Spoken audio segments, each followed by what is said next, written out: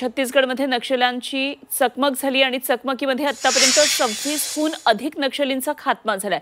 जहाल नक्षलवादी बसव राजू ठार झाल्याची माहिती कळतेय। या चकमकीमध्ये एक जवान शहीद झालाय, एक गंभीर जखमी आहे आणि 50 तासांपासून नारायणपूरमध्ये ही चकमक सुरू आहे। छत्तीसगडमध्ये सुरक्षा दलाला त्यांच्या कारवाईमध्ये एक मोठं यश आलेलं हे दिसतं आहे। छत्तीसगडमध्ये नक्षलवाद्यांशी चकमक सुरू आहे। गेल्या 50 तासांपासून चकमक सुरू आहे। आतापर्यंत 26हून अधिक नक्षलींचा या चकमकीत खात्मा झालेला आहे। तर जहाल नक्षलवादी बसव राजू ठार झाल्याची माहिती कळतेय। आमचे प्रतिनिधी विशाल वैद्य सध्या आपल्या बरोबर जोडले गेलेत। आणखी तपशीलवार माहिती जाणून घेऊया। विशाल, काय नेमक्या छत्तीसगडमधल्या नक्षली कारवाईमध्ये झालंय, त्यामध्ये बसव राजू जहाल नक्षलवादी ठार झाल्याचं कळतंय, काय तपशील आहेत? बरोबर आहे। आपल्याला माहिती आहे गृह मंत्रालयाने गेल्या अनेक दिवसांपासून जे आहे ते नक्षलवादाविरोधात पूर्ण जी मोहीम उघडलेली आहे त्याचाच हा एक परिणाम आहे।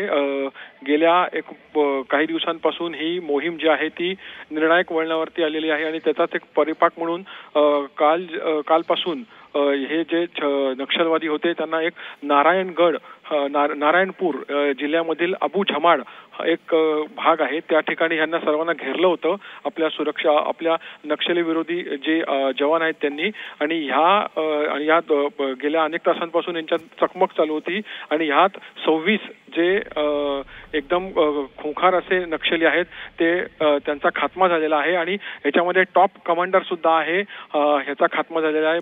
मात्र दुर्दैवाची गोष्ट अशी आहे की यामध्ये आपला एक जवान सुद्धा शहीद झालेला आहे। मात्र एकूणच जर बघितलं तर गेल्या अनेक महिन्यांपासून एक निर्णायक मोहीम जी आहे ती उघडलेली आहे आणि कुठेतरी नक्षलवादाचा कायमस्वरूपी खात्मा करण्यात यश हळूहळू आपल्या ज्या यंत्रणा आहेत त्यांना येत असल्याचं इथे दिसून येत आहे। विशाल, धन्यवाद दिलेल्या या सगळ्या सविस्तर तपशिलांसाठी। विशाल वैद्य आमचे प्रतिनिधी आपल्या बरोबर होते।